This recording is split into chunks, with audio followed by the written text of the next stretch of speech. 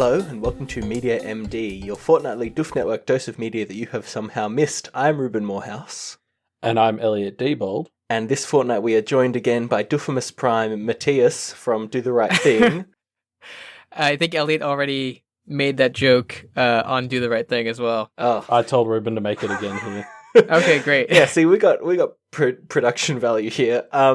So we are back to talk about The Transformers, the movie, 1986. Yeah, I think both of these are very important. Yeah, and what a the movie it was. I agree. So normally we would start with a plot summary, and I guess we'll do that here too. But it's going to devolve pretty quickly, I think. Yeah, it's the plot is a little complex. Yes, I feel like you just need to strip it down as much as possible. Yeah, it does not follow a classical orientation, complication, resolution type structure. It's just kind of and now we're over here this time, and we're doing this thing. Yes. I would say about 75% of the plot can be boiled down to the Decepticons find us again and attack us, and we lose more Autobots, and then we run away. Yes, yeah. absolutely. I think it was about 30 minutes in before I realised I was still waiting for the movie to start. Yes, I thought we were me too. I had this exact same response. It was like the action scene at the start, and then you're going to hit the orientation. Yeah. And it was about 30 minutes in where I was like, okay, I don't think we're doing that. We're just still in the action scene. Yes. Yeah, what's funny is I watched it this morning to refresh myself, and it was not in a like sit down enjoy the movie mode. It was I was making breakfast and like had it on, and then I was like gonna pay attention, and then I realized like 30 minutes in I was like, oh wait, they're gonna think that like these guys are main characters and that these guys are main characters when like none of them matter. So I was like, how long will it take for you to figure out who matters? This actually. One of the main problems I had with this movie was I was really struggling to remember which robot was which. I found it very hard to differentiate between Ultra Magnus or whatever. Because he was obviously plot relevant. Hot Rod was the one I could recognize, which is good because he's the main only character. 4 real characters in the entire movie. And that is Hot Rod, later Rodimus Prime. Of course. Which is I love it. There. Megatron and later Galvatron. Cup, which is the old guy that goes with Hot Rod. Yeah. And that's basically it. I guess Optimus Prime too, but he's Unicron. He dies very early on.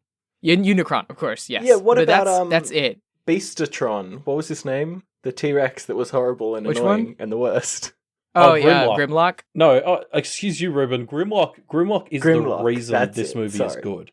I will not have any Grimlock hate on this episode of the show. He is the shining beacon of this movie for me. I don't know. Grimlock is down there with Wheel and I forgot the other one's name, but the one it's not worth remembering. I've seen this movie like 6 or 7 times, and I don't remember any of the characters. Well, okay, I do, but like I don't try to remember any of the characters except for those 5 because they do not matter. Is Wheels, was that the one who goes real fast? No, that was Dash. Wheels was the rhyming one, the one who's tiny and speaks in rhyme. Oh yeah. Oh, I forgot about that one. Oh yeah, he's not very good. There are a few questionable character choices. Yes. In this. Completely agree. I think, Matias, I've forgotten if you mentioned, did you watch the TV show as a kid or before you saw the movie or anything? Definitely. It's not like I went to theaters and saw this movie as I was not alive at the time. But no, well, I watched some of the show. I watched the series of the show that were like most visually similar to this, which there were like 2 or 3. But yeah, I was a fan of the show as well. Were you a fan of so if I remember the first correctly, generation? The timeline is, like first series, which is all the core characters, the ones who die in the first 10 minutes of this movie. Yes. And then the second series is like Hot Rod and RC and all the people who are introduced here, right? Yeah, no, I didn't watch Generation 1. I think I watched like Generation 2 or 3 or something. Okay. But like it had a similar design and most of the characters came back. Right. And like these were some of the characters I was more familiar with, especially the ones that actually matter. So. Okay. Yeah, just because I mean that's the thing. This seems like a movie that is specifically targeting people who've watched the show because it spends the first 10 minutes just killing off all the characters. Yes. Yeah, and it does so in an aggressively plot-driven way, in which is extremely confusing.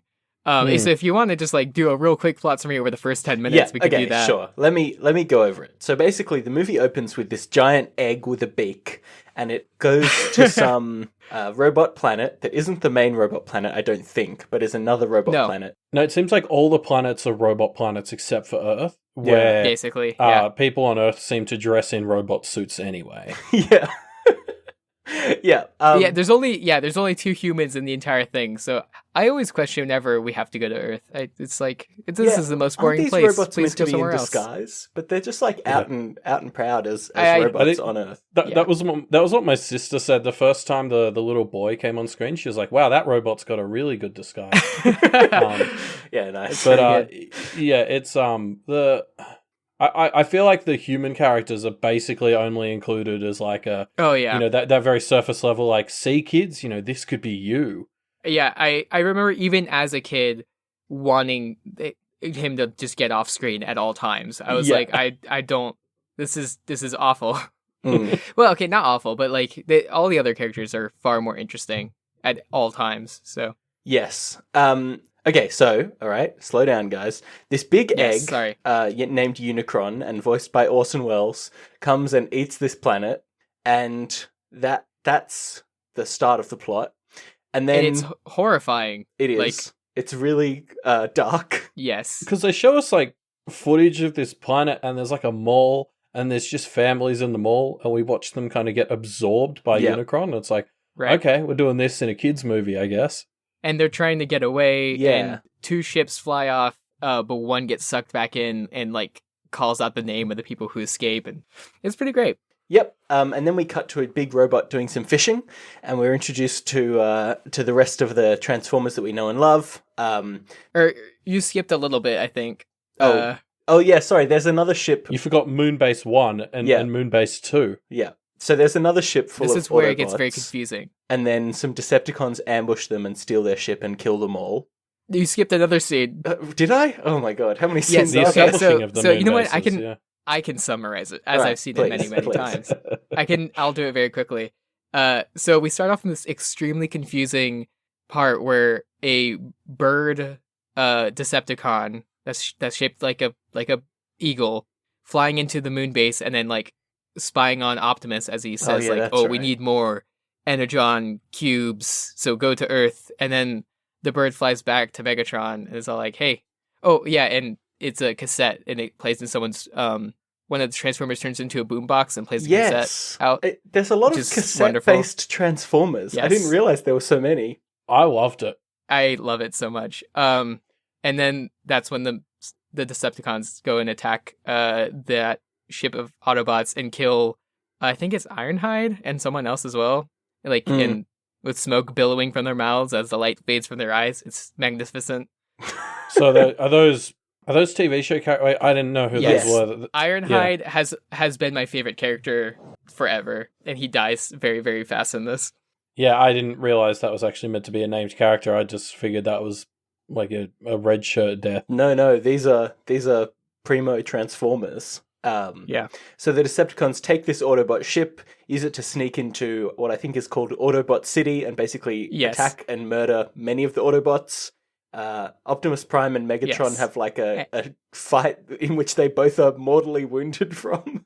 And then Optimus Prime dies. So that's fun. Yes. And passes the matrix of leadership. Yes. And then he passes it and it falls from his hands. And guess who catches it? Not Ultra Magnus, the next heir, but Hot Rod. Hot Rod. That's foreshadowing. This is a good movie. I hadn't even made that connection. I did not see this coming. I was not expecting a Transformers movie to kill off Optimus Prime 20 minutes in. It's kind of crazy. I don't know, like he just defines the franchise for me as someone who's barely associated with said franchise. It's like, I don't know, it's like killing off Pikachu and Detective Pikachu or something. Like, it's weird. Yeah. He's like in every single series, he's the most important character. He's the most interesting character too. He's the father figure. He's the he's a true good guy, but he also like does some really, really difficult decisions. He's great.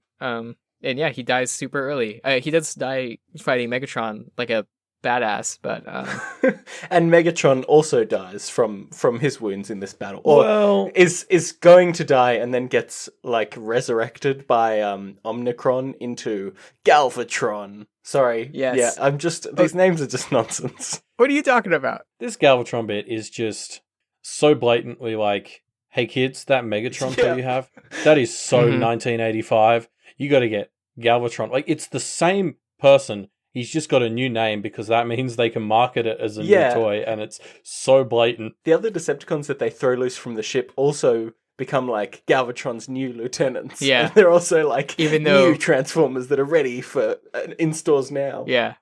I do notice that they were all specifically named, but I would say that like it works to me in the world pretty well as like Megatron loses his independence and becomes a slave to Unicron. And I don't know about you guys, but like the transformation scene where it kind of like changes art style is very interesting to me. Yeah, fair enough. So on that name thing, I think that would work better if he was like trying to reclaim the name like Megatron or something, but it's yeah. Like I think there are ways you could make it work. I agree. I do not think they did that. They just sort of like, and he's Galvatron now. I don't disagree that this is a toy commercial. I don't disagree. Oh, I forgot to mention one of the most important bits from the Battle of Autobot City, which is there's a Transformer called Astro Train, who's just a big train. Yes. And they all just they're like, oh, we got to get out of here. Astro Train, quick. And Astro Train comes in, and he's a train, and they all get on the train and ride the train away. And he's evil. He's a big evil train. Astro Train's my second favorite behind Grimlock. Like, it just comes out of nowhere. They're just like, we need to get out of here. Let's call out a giant train transformer. And it's like, okay. Which we never see what he looks like as a actual humanoid. As a humanoid robot. But I mean, as we're sort of touching on that point, I think that's definitely one of my favorite things about this film is, you know, we've touched on the cassette ones, the boom boxes. Like, there's just so many cool designs in this film. Like, Unicron is really cool until it just becomes a humanoid thing like everything else. But like, there's just the design of this planet that goes around swallowing other planets is really cool. Yeah, I agree that the full humanoid form of Unicron's kind of a letdown. It's very like his face is cool, but everything else is very just like toy-y, you know? But like his transformation sequence, in every sequence where we see his insides is this fascinating shifting alien landscape that mixes like the blocky metallic stuff with this also like bulging and shrinking organic bits. And I like every time I watch this movie, especially if I have like the lights off and I'm fully paying attention, like I'm just captivated. Yeah, there are definitely some really nice animated sequences in this movie. And I think Unicron is probably one of the most interesting parts of the movie because he is just this kind of devastating force. But then that's like maybe a fifth of the movie. And the other 4/5 of the movie are just like a slog. Perhaps. The designs of these Transformers are great, though. I love anytime I see a metal robot with like a metal mustache. It always makes me giggle. Yeah. How great were the like? I don't even know how to refer to them.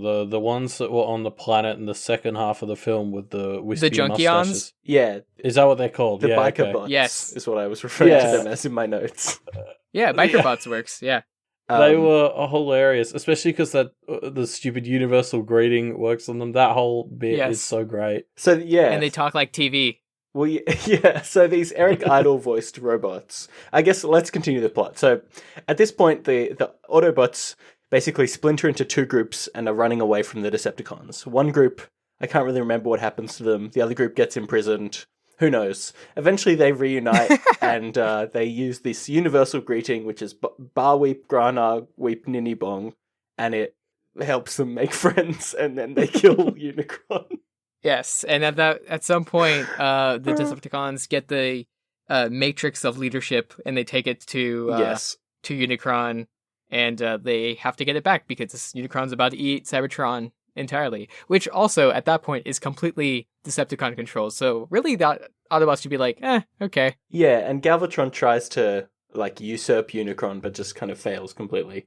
Yes. Because he doesn't have the access to the matrix of leadership. It's not really explained what qualities he's missing, but I don't think it needs to be. We know Megatron / Galvatron's a shithead, so and a coward. Yeah. Like he like begs for his life multiple times in like a that's true. Like as a way to spare his own life to and with the intent to trick multiple times. So I want to touch on, so we talked about the nice character designs, and so there's this part where half the Autobots get imprisoned on this planet with these like crocodile things and this multi-headed robot thing that like judges them. The very beginning, they land on that planet and they crash land. In the first sequence when you get there is they're underwater and like they're partially in pieces and like entangled in this metallic underwater life, and they have to fight out of it. I don't remember if you guys remember the music for that too. It's amazing. Like I think it might be Instruments of Destruction or it might be something else, but it's wonderful. Was it the song Dare? Because I swear they played Dare about 8 or 9 times in this film. They played Dare twice, and they played also Dare to be Stupid twice. Dare to be Stupid was very short succession, so you probably just heard the word Dare a lot. Yeah. But I wanted to call out this one, and this is, in a flawless script, the one logical inconsistency that I noticed. Or not even a logical inconsistency, just funny. There's this bit where... I know what you're about to say, yeah. I don't... Okay, okay, we'll see. There's this bit where the judge robot is judging people, and he says they're either innocent or guilty, and almost all of them are guilty, and you expect each one to be guilty. But then there's this one that he calls innocent, and then this guy just kind of gets either pushed or scared or falls into like this lava acid vat, which is what they've been using to kill all the guilty people. And he was innocent. How come he got into the lava vat? I don't understand. I paid attention to it because it's something that I've always been confused by, but all of them are innocent. Yeah, and they all get thrown into the shark pit. Which the shark makes no sense. The sharks are called Sharkions also. Just so you know. Wait, so they're all innocent? Yes. But the judges has like the multiple faces and stuff. I think it's just to show that they're just evil and they just kill everyone no matter what. That makes sense. I guess. I don't realize they were all innocent. I've never understood it either. This leads into something I wanted to bring up though, which is this movie is full of one-liners for some reason. There's a great one here where I think Hot Rod, when they're on it, is sort of saying something and they're like, be silent or you will be held in contempt of the court. And Hot Rod's like, I have nothing but contempt for this court. Classic line. It's so good. I mean, there are some others, like I think in that original assault on the city, there's a bit where it just cuts to one of the Autobots and he's like, I've got better things to do tonight than die. There's one... There's some lines by Jazz in this same battle on the city where he says stuff like, and I wrote this one down, your days are numbered now, Decepticreeps, which is such a stupid line. That's at the very beginning when they start going. He has 2 lines, like he says a line, then Optimus talks, then he talks again. Yeah. And in both of them, he says Deceptus somethings. Yeah. It's Deceptijerks, I think he says at one point too. Something like that, yeah. I mean, I obviously I thought it was kind of corny now, but I could totally see me as a kid loving some of these one-liners, which is presumably why they were kept in there. It's just like, because a lot of them are just complete non sequiturs. I think maybe the one where I was like, that's just really good is there's a bit where Unicron is like, I've summoned you here, Megatron, and Megatron's like, nobody summons me. And Unicron just responds, then I'm pleased to be the first. Oh, yeah. Unicron's lines are probably the most well executed in the entire thing. They feel extremely measured and they're like in this polite but like incredibly overpowered kind of tone. And of course, brilliantly voice acted. So. Yes, there's actually some really good voice talent. Galvatron's voiced by Leonard Nimoy in this as well. Yeah. So what else do I want to say about this movie? Like, it's got the vibe of... I think the best way to sum it up is it's got the vibe of some kids playing on the playground, right? It's like, oh, well, I've got Megatron. Oh, yeah, well, I've got, the cassette robot. Oh, well, I've got the Constructicons. Oh, yeah, well, I've got the Dinobots. And you're just kind of smashing them into each other. Sure, constantly trying to one-up each other with the different robots that your mum's bought you for Christmas. And that feels like most of this movie. I think for me, and I don't know much about the production of this film, I didn't get around to looking into it, but it feels to me like there's a very good story that was ready to be told that kind of got crushed by the need to add new lines of toys. Yeah. So it feels like there's a really good story under the surface of this movie that's kind of been smudged by and here are eight new Autobots. Buy them now. Yeah. I would say that just like whole 50% of the movie, like in different parts that are just like incredible, like would be a masterpiece if the rest of the movie was exactly like that, you know? Yeah. There's some shining moments in this film that just don't land as hard as they could because they're surrounded by bits that are that could be better.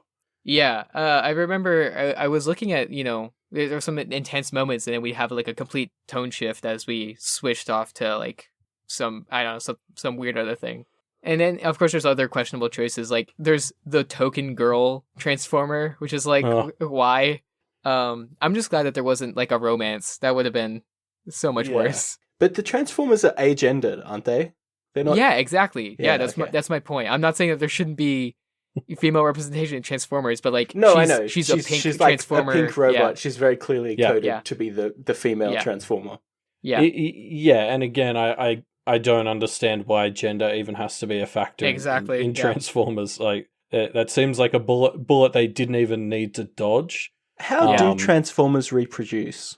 It changes depending on the season. Like, okay. It really, Fair enough. Well, I mean, the interesting thing is, it seems like this universe was very confusing to me, having only seen the film, because it seems like every planet is Transformers. So, like, from different biomes every planet of Transformers. Is robots, except for Earth, which is organics. But they're not just robots. But it is like, weird. Even the Sharktacons, there's this one bit where they transform into humanoid things, and I'm like, why are they also transforming? They're like shark bots. So why do they need to? But it could be different. Sets of Transformers transform differently. Yeah. Also reproduce. But they all transform differently. Into humanoid. They all transform into humanoid creatures. And on the same planet, there's the judge has like tentacle arms. And it's like they don't look like they're robotic at all, and they're also constantly waving. They never stop waving. I don't know if you guys noticed that, but I thought that was hilarious. I did, yeah. Honestly, part of me suspects that maybe having a coherent or like logical universe was not at the forefront of the designer's minds. No, say it ain't so. That's I don't know. I'd have to look at some interviews or something. So this is the interesting thing about this movie is I kind of agree with you, Elliot, that it feels like there's some really interesting ideas buried under here, but actually the things that drag it down are the things that feel like they're the parts that are actually the most accurate to what the cartoon would be. Like, if I'm imagining... Without ever having watched an episode of Transformers, I'm imagining, like, the scenes where it's, now there's Decepticons chasing us and we need to fight back, which is the worst part of this movie, is, like, what most of the actual show is. Yeah. So I don't know. I don't know whether it's, like... Yeah. And the things that are the most interesting about this movie, also...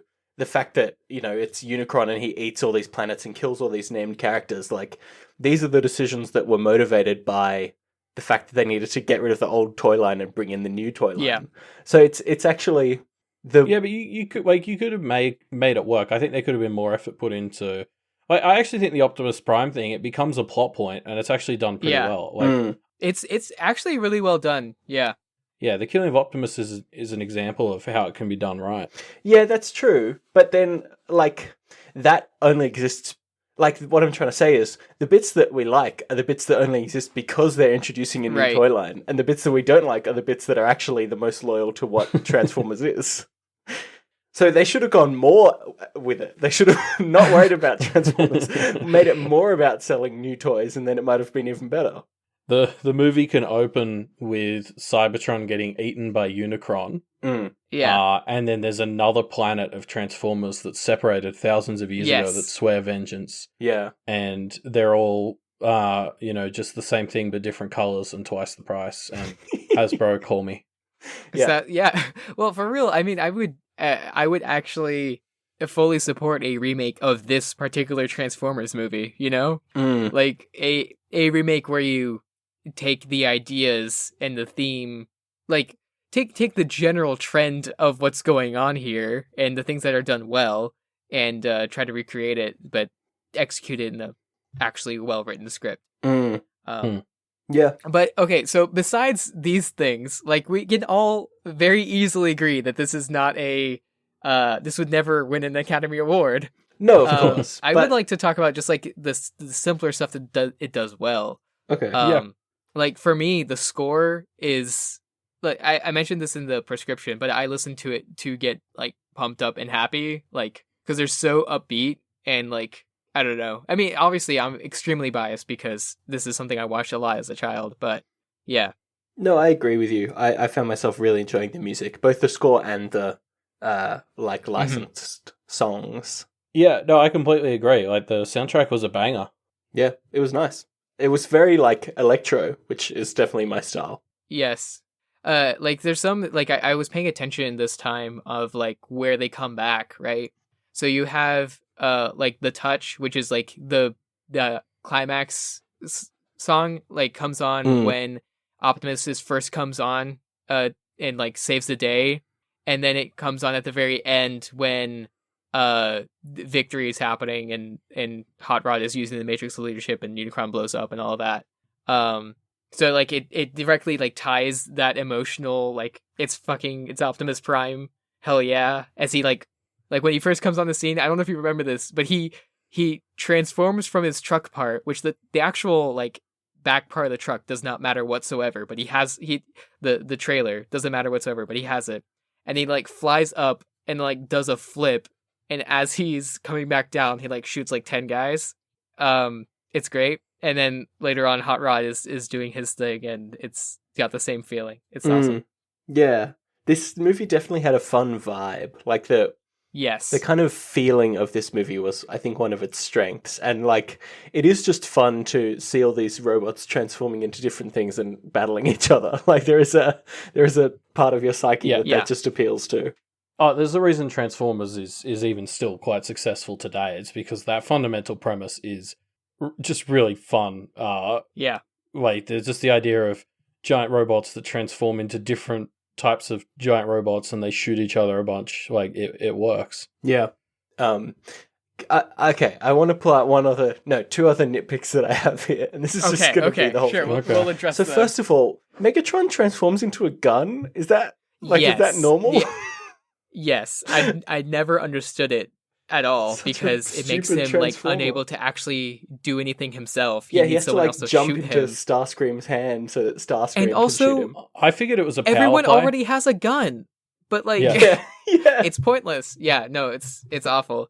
It's one of those things where like he almost is never actually in the gun form. He's always like just in the humanoid form, and he has like a giant cannon on his arm. I guess if you're a good leader, that is your strength. Is enabling your the people that you're leading to be powerful. And so he's trying to demonstrate that by transforming into a gun, being like, look, I'm here for my people. I'm a tool for my people to use. That's what a good leader is. And that's why he transforms into a gun. Yeah, this is why Megatron, the one theme his armor is supposed to look like a World War I German soldier, like a Kaiser's like helmet and stuff. Yes, he's empowering. He's embodying good leadership. And my other nitpick though is every time any of them transform, it's the exact same sound effect, and it drives me crazy. It's this exact same like whoop, whoop, whoop, whoop. It's the Transformer sound effect. It's just it's this in one the movies too, the new ones. But why is it the same sound effect for every single transformation? Because that's the transformation sound effect. Yeah. All right. Why would it sound different? Yeah. No, actually, I like that. Like, it's such an iconic sound. Like, I don't know. I'm all for that. I want to recreate it with my own mouth, but it wouldn't work, so I won't. But sorry, I just wanted to call out the scene where Megatron has come back as Galvatron to the surprise of all the Decepticons, and he comes back to the coronation ceremony for Starscream. Oh yeah, who's just delightfully annoying, and I love him so much. And he has a crown on and stuff, and it has that weird beat where like it's trying to be funny, where like the trumpets keep interrupting his coronation. And then Galvatron shows up and says, "This is a bad comedy." And then Starscream goes like, "Is Megatron, is that you?" And then Galvatron says something, I forget exactly the line, but it's something like, "Take a guess." And then he like turns into a gun and shoots him. or I'll give you an answer, or something like that, and then turns into a gun and shoots Starscream, and then Starscream turns to ash. Yeah, it's fucking horrifying. And he crushes the golden crown underfoot like it's paper. It's watching this film reminded me of something that me and my sisters had as kids. Was we had a VHS copy of Digimon the movie. We never watched Digimon the show. Right. We never had a Digimon or a Digimon game. We loved that movie. The soundtrack was great. I think it was probably nonsense. I haven't seen it since I was 13. But like watching this reminded me of that feeling. I was kind of like, okay, I think if I'd seen this when I was the same age as when I watched Digimon the movie, I would have that same attachment. Like, I think I could watch Digimon the movie today and it would be trash, but I'd love it. And like, I can see Transformers as being like a better version of that. Yeah, I would say that. That makes just sense. The fact that it's the same kind of atmosphere. They're cool looking all of robots. These shows, I think, have of this like it's an adventure, right? Yeah, and it's appealing to those same childish sort of fantasies and stuff. Yeah. I would compare it to that. Yes, where of course I enjoyed it a lot easier because I've already watched it. But I think if you just get in a good like mindset where you just like want some visual candy and like just cool stuff happening, I think this is a good movie for that. Yeah, I feel like it's a good movie to watch on an afternoon where you're half doing something else. Yeah. That sounds insulting a bit, I guess. But... Well, okay, I wouldn't enjoy this movie half as much if I would like. I was making breakfast when I was watching it, and I did not enjoy it as much as like when I have like the lights off and I was like, I'm in the mood to just like watch some fun explosions and stupid characters and stuff. But I think it would be a lot of fun, if you drank or got high or something, like in a legal state, of course. But I think this is that kind of movie where it's just like, if you want to have some stupid fun, Yeah, I would agree with that. Like my sister and I had a pretty good time watching this, and sometimes we were laughing at it because it was a bit stupid. But I mean, it's a movie for kids from the 80s. Yeah. Like, that's fine. Yeah, I feel the same way. Of course, our format demands that we give it a number. So, wait, hold on. Before we do, I want to talk about Michael Bay's Transformers movie. Okay. I'm just blatantly using this discussion as a platform for me to talk about how was the original in 2007, like the Michael Bay original one. It's a really, really, really good movie. I actually unashamedly like that film. The first one. Yeah. Okay. The rest of the series goes to shit. Don't get me wrong. But like it's interesting, I think, to compare this 1986 one with the 2007 one, and we talked before about how there was a good movie buried underneath this 1986 one. I kind of feel the same about the 2007 one. Yeah. It's a pretty good film that has like signs that it could have been great. It just sort of it shoots itself in the foot a bit, and this movie does the same. It's kind of like, I feel like you could combine these two movies and make a very, very good film. Yeah. It must be so frustrating for like real diehard Transformers fans to keep getting movies that are almost brilliant. Well, it's interesting because it's like I as a fan of Transformers, I definitely want that to happen, but also it's like it's never happened. But like I have no material. I guess I could point out some comics or something as a good story, but it's like the standard for Transformers is just stupid fun and never like actually well written, executed themes and stuff like that.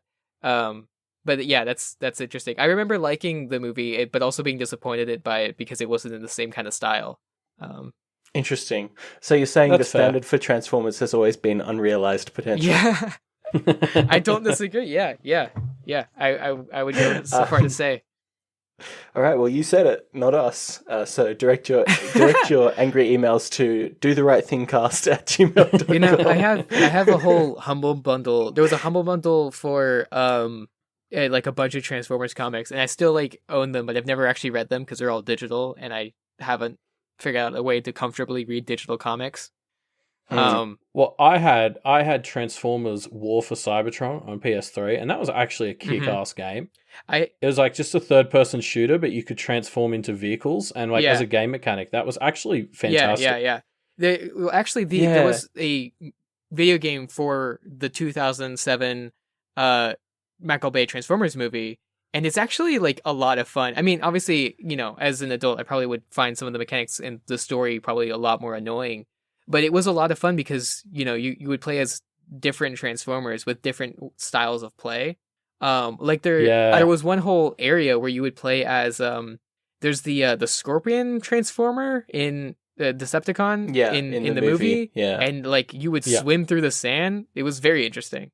So I remember, I think, a Nintendo DS game where you could it was kind of like a GTA style thing. Yes. And you could just scan any car and then transform into it. That was cool. Yeah.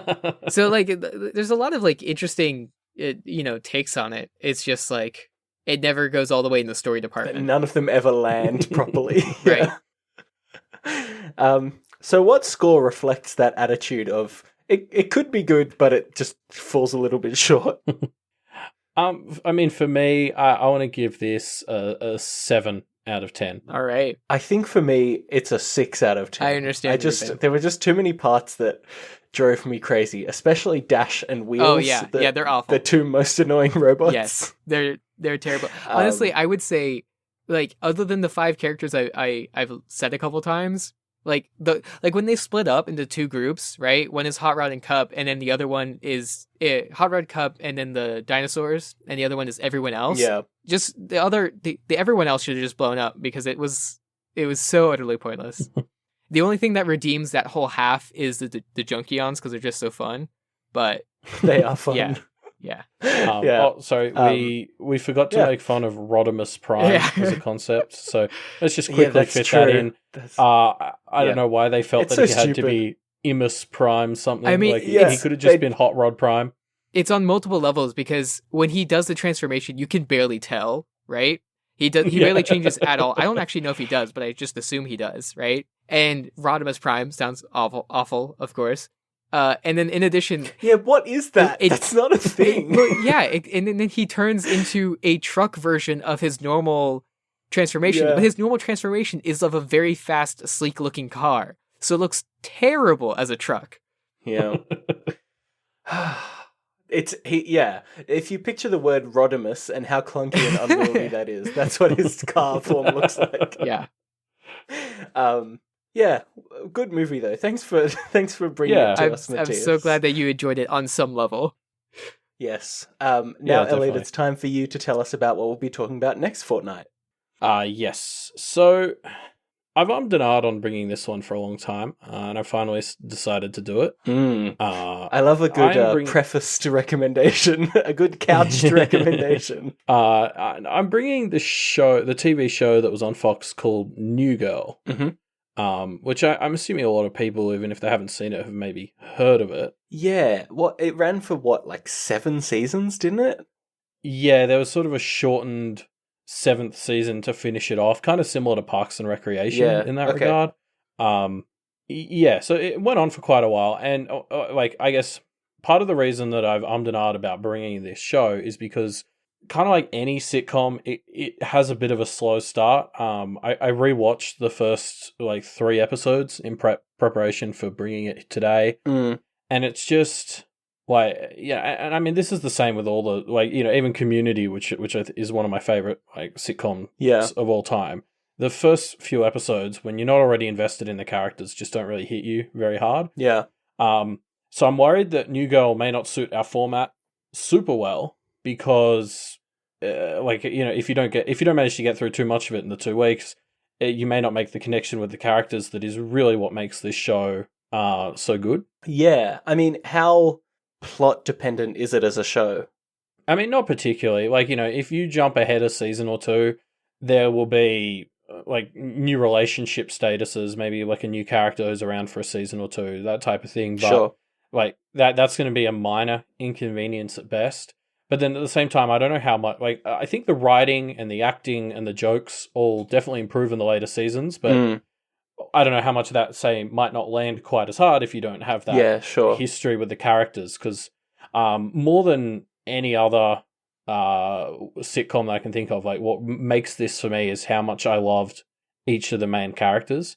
Whereas I think even the Michael Schur shows, like Brooklyn Nine-Nine or something, I think you can have someone jump in halfway through and they get the characters' roles very quickly. I think part of the strength of Brooklyn Nine-Nine and Parks and Rec is the kind of tropish personas the characters all kind of immediately slot into, and the jokes work from there.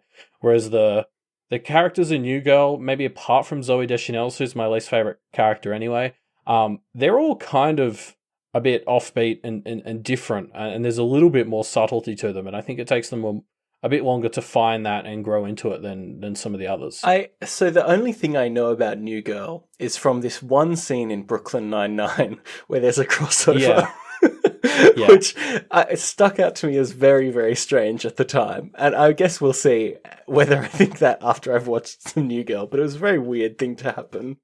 Yeah, I was watching both shows when that happened. I used because they aired back to back, so I think that was why it happened. Right. So you watched, I think it was Brooklyn Nine-Nine, and it had Jess, Zooey Deschanel's character in it, and then the episode of New Girl directly after had, I think, Boyle or something from Brooklyn Nine-Nine in it. And yeah, I agree. It was one of those very false flat commercially oriented crossovers that added absolutely nothing to either show. But I think something that really works about this show, and I think maybe part of the reason that didn't work, is this has a very different style of comedy to most other shows, I think. Not as pronounced as, say, you watch a British comedy show versus an American one, and there's a distinct difference in the styles of humor. It's not that pronounced, but compared to, say, all the Michael Schur shows feel like they have a similar sort of style of humor. I don't know if it's because New Girl just has a different creator, or the creator of New Girl, Elizabeth Merriweather, is a woman. I don't know how much all of that impacts, but there's just a slightly different tone and style to the show that makes it a bit unique, and I think makes it more enjoyable because of that. Yeah. Okay. I'm looking her up, and I'm not recognizing any of the other shows she's done. So maybe she's just got her own kind of style, Yeah, I think she made a movie I watched years ago with Natalie Portman and Ashton Kutcher in it. I forget the name of it. It was something No Strings Attached. I'm looking at it right now. Oh, yeah. Okay, that's not what I was going to say, so I'm glad you looked that up. Saved you.